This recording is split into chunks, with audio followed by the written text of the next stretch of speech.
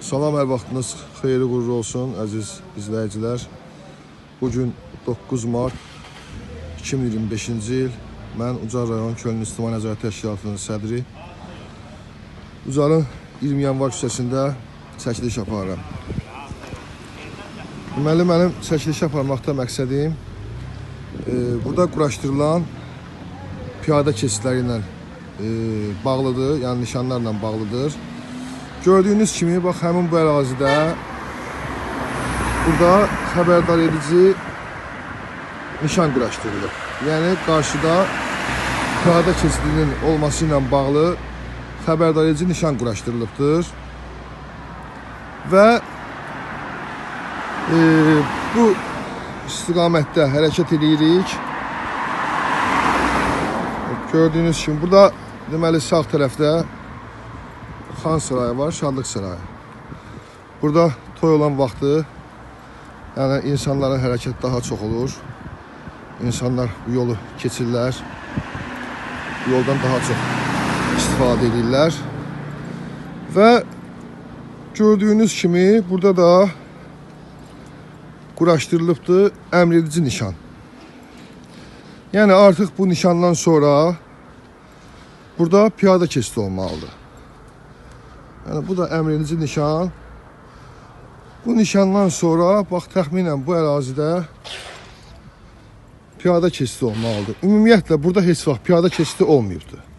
Yəni küçənin o başından gələndə də görə bilərsiniz ki, həmən bu nişanlar küçənin yəni o tərəfindən gələndə də quraşdırılıbdır. Amma burada ümumiyyətlə piyada keçidi olmayıbdır. Mən əvvəl həmin bu ərazidə çəkiliş eləmişdim.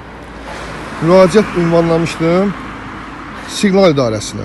Sonradan əldə etdiyim məlumata görə bu yollarda piyada keçidinin çəkilməsi Azərbaycan Respublikası Yerüstü Nəqliyyat Agentliyinə verilibdir.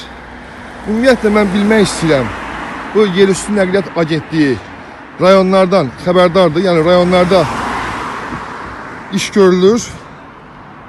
Piyada keçidlərin yenilənməsindən ötürü, piyada keçidlərin çəkilməyindən ötürü. Yəni belə işlər görülür bu rayonlarda.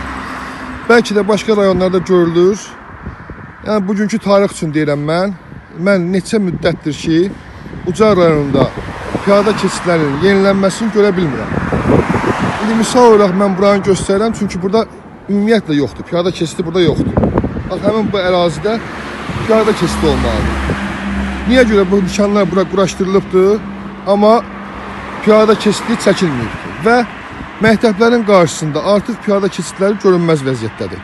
Bu da orada məktəblərin qarşısında məktəblərin hərəkətinə çətinlik yaradır. Qəza şəraiti yaradır. Mən buradan həmin bu çəkilişimlə Azərbaycan Respublikası Yerüstü Nəqliyyat Agentliyinə müraciət edirəm. Xahiş edirəm ki, Ucar rayonunda bu problemlərin həllindən ötürü iş görəsiniz. Ucar rayon İctimai Nəzarət Təşkilatının sədri Məmmədov İlkin.